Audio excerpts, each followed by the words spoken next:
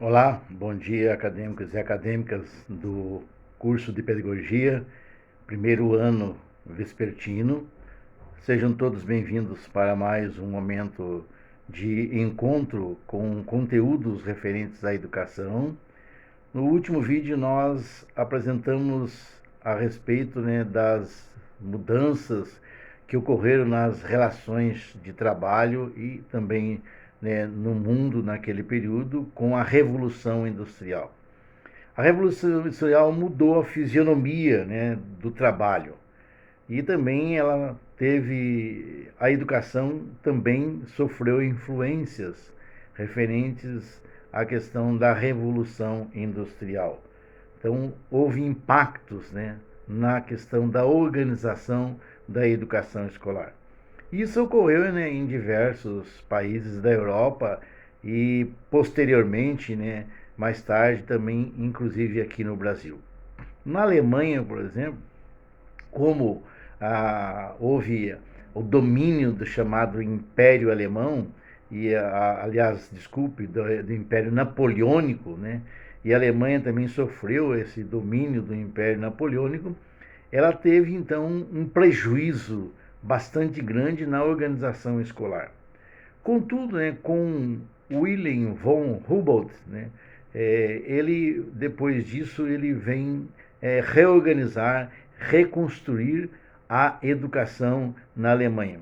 Suas reformas enfatizaram a integração dos graus de ensino, visando uma escola unificada que deveria ser aberta e acessível a todos.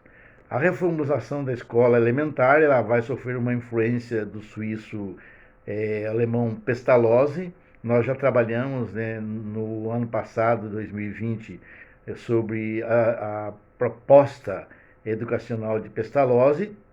Contudo, a educação secundária ela manteve um caráter nitidamente humanista e erudito. Portanto, a Alemanha vai então sofrer essa influência por meio do Humboldt na organização da escola, da educação escolar na Alemanha. Humboldt esperava que todos tivessem direito e acesso à escola de formação geral e que procurava fazer das escolas e a procura de uma escola profissionais dependesse apenas da vontade de cada um. Quer dizer, o que significa isso? É que a escolha por uma escola profissional, ela dependia da vontade, da escolha de cada um. No entanto, essa possibilidade não existia de fato. Assim, era boa a oferta de escolas profissionais destinadas a preparar para as tarefas de oficina, do comércio, da agricultura. Inclusive, os patrões eram obrigados a facilitar o horário de trabalho para permitir que os operários pudessem frequentar os cursos. Então aqui está justamente um impacto da Revolução Industrial na organização escolar na Alemanha.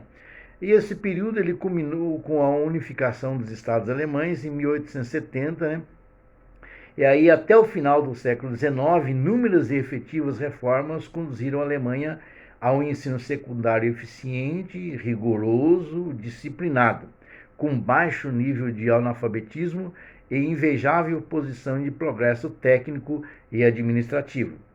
É bem verdade que se tratava de uma escola excessivamente autoritária e disciplinar, que mereceu a crítica sem efeito naquele momento dos defensores da liberdade e da autonomia na educação. Então a gente acompanhou aí esses diversos impactos na educação, motivados, influenciados pela chamada Revolução Industrial. Já na Inglaterra, a situação foi um pouco diferente.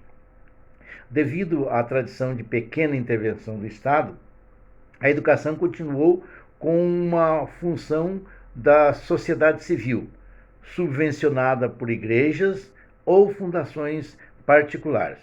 E a partir de 1830, o Estado ele implanta uma série de medidas para exercer a maior controle sobre o ensino público, criando então as chamadas public schools, escola pública, que de início foram mais frequentadas por crianças das classes ricas.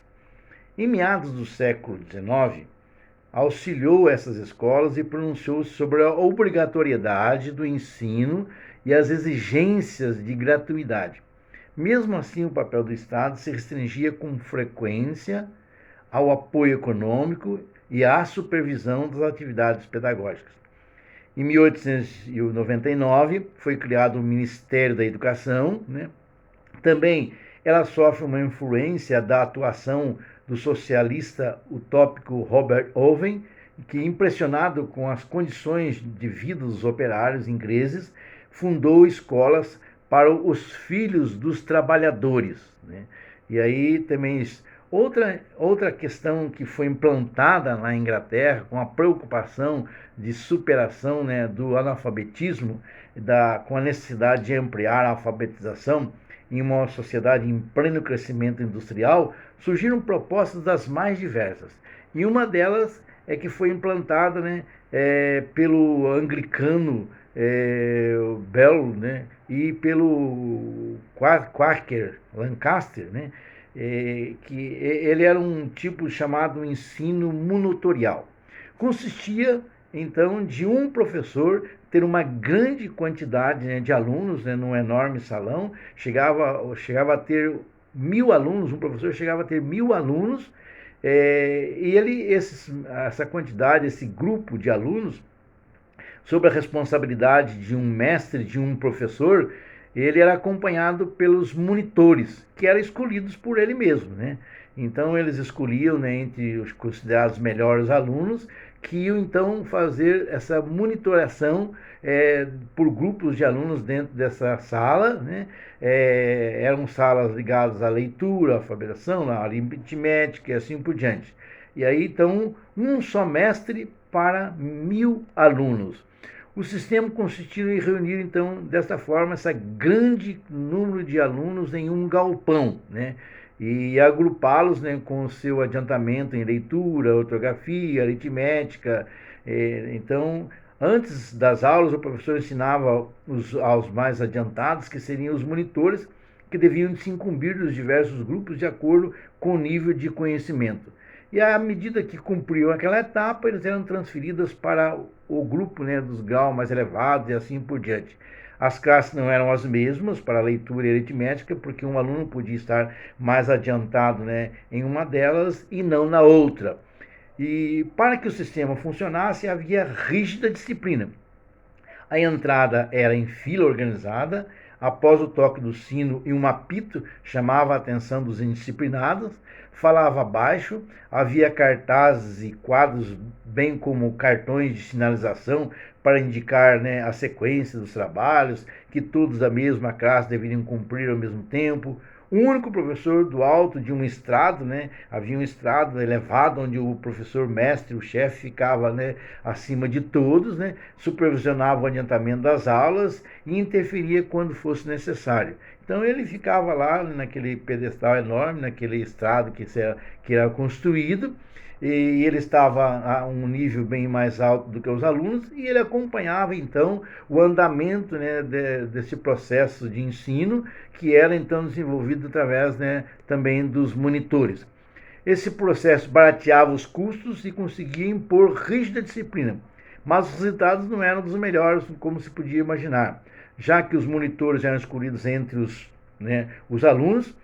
E assim como comenta a professora Maria Helena Camara Bastos, ela diz o seguinte: as críticas formuladas ao método monitorial mútuo centram-se na incompetência dos monitores, na maioria das vezes incapazes de fornecer explicações complementares ou de adaptar-se ao nível de compreensão de seus colegas.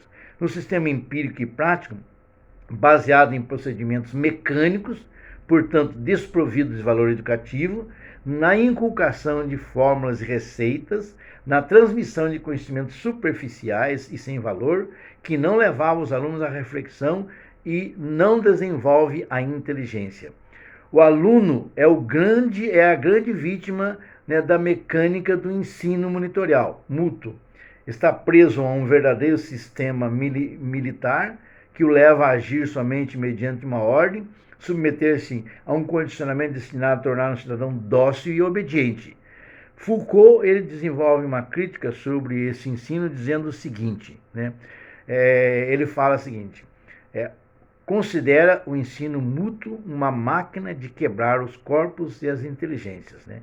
Então, em todo caso, a ideia entusiasmou muita gente por algum tempo, também fora da Inglaterra, como na França, nos Estados Unidos, inclusive no Brasil, onde várias leis de diversos estados estimularam a adoção do método, né, durante o período monárquico. Então, eles acabam tendo essa influência aqui, né, dentro, né, de diversos países, deste, né, chamado ensino monitorial, né, implantado na Inglaterra. Já na França, né, também vai ter essa influência, né, desse período. A França, né, desde a Revolução de 1789, os franceses já defendiam uma educação pública e gratuita. No começo do século XIX, porém, Napoleão adotou uma política autoritária e centralizadora do ensino. Voltou a sua atenção sobretudo para a universidade e o ensino secundário, os liceus, deixando o ensino elementar a cargo das ordens religiosas e, portanto, sem a gratuidade tão defendida, né, no século anterior. Após a queda de Napoleão, quando foram restabelecidas as relações com a Inglaterra, os franceses aproveitaram das técnicas de ensino mútuo ou monitorial, aquele que nós falamos anteriormente, né, implantado na Inglaterra, né? E aí eles chegaram a ter escolas, né, mútuas reunindo 150 mil alunos, né, em diversos locais, mas chegaram a atingir isso. Depois de algum recesso e de novo florescimento, né, o projeto acabou por se extinguir por volta da década de 1870. Um pouco antes, em 1865, o industrial francês Godin, inspirado pelas ideias socialistas de Fourier, fundaram uma escola chamada Familistério, né, em um núcleo habitacional, e essa experiência, exemplo raro de atendimento a filhos de operários, sofreu pesadas críticas liberais, né, temerosos da influência socialista. Contudo, após a derrota, né, da França pela Prússia, no período conhecido como Terceira República, os franceses eles retomam a discussão sobre a necessidade de uma escola pública e muito elogiaram, né, o mestre escola alemão. Uma lei, né, de 1882 instituiu de novo a escola laica, gratuita, obrigatória, tendo como modelo a Alemanha. Além da atenção à formação de professores, foi reorganizado o ensino técnico diante da necessidade de formar chefes de oficina e bons operários. Veja bem aí, novamente, uma influência muito grande, né, do processo da Revolução Industrial, essa necessidade de formar chefes de oficina e bons operários, né? Naquele período, a universidade liberou-se do monopólio, né, instaurado ainda no tempo de Napoleão, e os cursos tornaram mais didáticos, deixando o estilo de preleções para ouvintes, como era antes, como sensíveis mudanças pedagógicas. E, consequentemente, aumentou o número, né, de estudantes.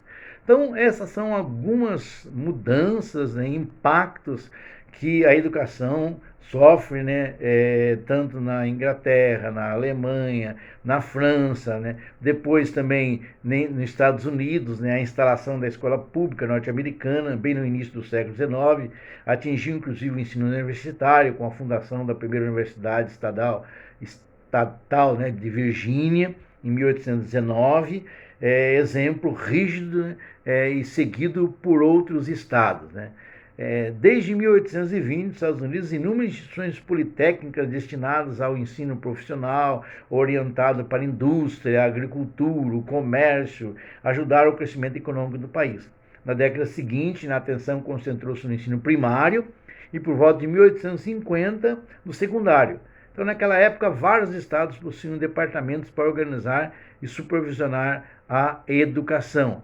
Então, justamente, essas são algumas influências, alguns impactos que apontamos, né, de maneira sucinta, que sofreu a educação, motivados pela chamada Revolução Industrial.